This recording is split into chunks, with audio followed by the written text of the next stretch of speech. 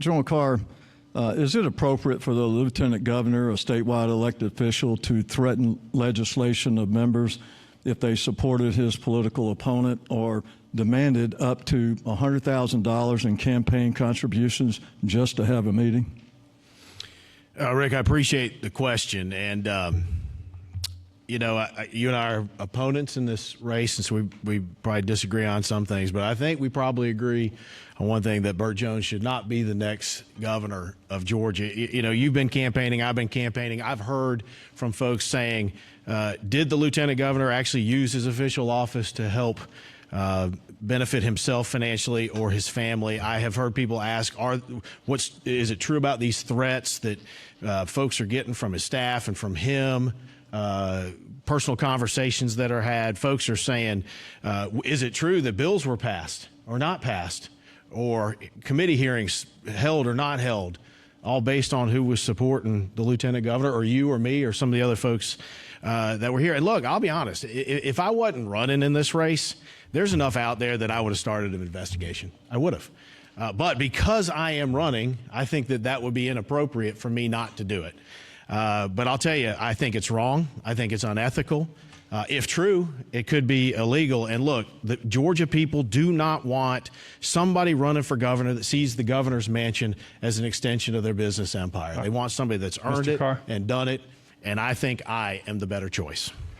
Patricia, I was one of the panelists on the stage doing that, and I almost got out of my chair because, you know, how often do you hear in a debate, basically, both the candidates were being very careful about their language.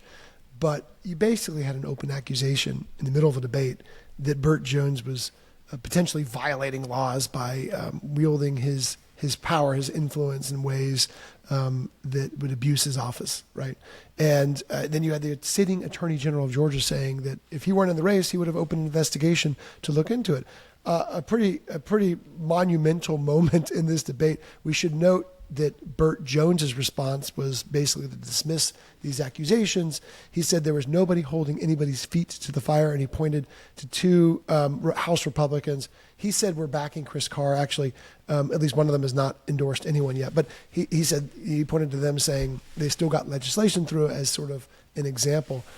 Patricia, this goes to the heart of something that has been really at the core of Rick Jackson and Chris Carr's campaign, was saying that Burt Jones cannot be trusted, and there's too many conflicts of interest for him to be believed, to be seen as an impartial actor on behalf of Georgians. Yeah, and I do think that this gets to Burt Jones' biggest vulnerability in this race and the GOP primary. I have spoken with so many voters who are so sick to death of politics, politicians. It's why they like Donald Trump. Many of them, it's why they like Rick Jackson, because he's not a politician. When I ask the same voters about Burt Jones, they say, just another politician. And so the fact that the sitting attorney general is saying if he wasn't in this race, he would open an investigation into the lieutenant governor's conduct in office, that to me is kind of monumentally huge. We don't know how much longer Chris Carr will be in this race. I don't know if that means that an investigation could begin after that point. And certainly we have heard enough at the Capitol to know that there's a lot of smoke there. So it's not based on nothing. Also, there's a long paper trail of the potential hospital in Burt Jones' hometown that was enabled by legislation that he pushed. Data centers potentially being on the same piece of property, not guaranteed, but the zoning has been changed to allow for data centers. No data center legislation passed this year.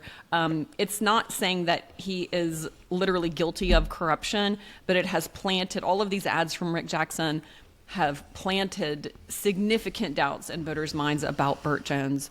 And that was always going to be his liability coming into this race, because he has been in office for a number of years at a time when people's confidence in elected officials has gone down and down and down.